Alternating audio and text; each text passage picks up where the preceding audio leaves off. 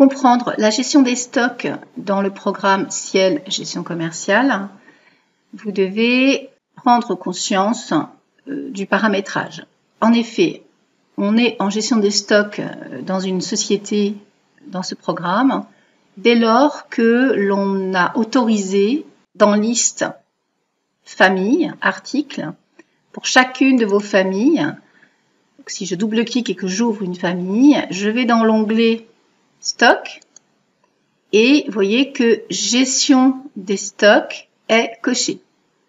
Alors, quand on crée une société également, il nous demande cette option-là qu'on peut cocher dès le départ en réalité.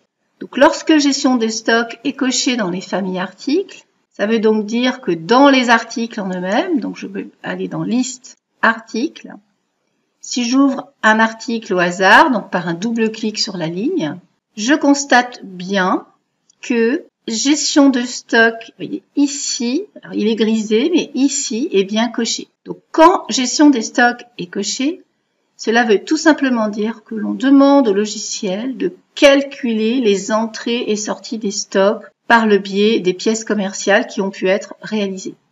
Donc je constate bien que là, dans réel, j'ai 10 par exemple, disponible 10, théorique 11, etc., etc.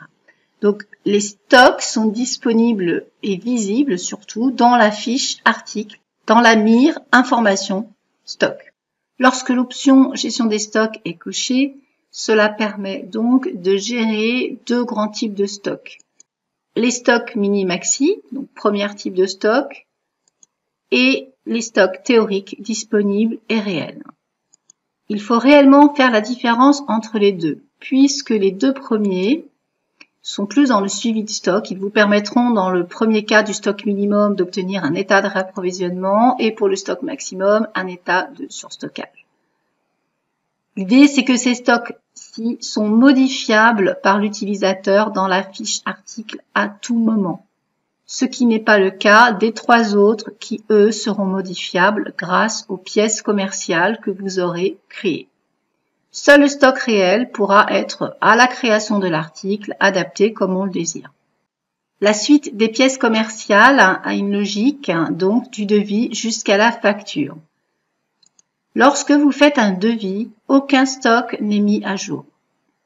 Lorsque ce devis est transféré en commande, à ce moment-là, c'est le stock théorique qui rentre en jeu.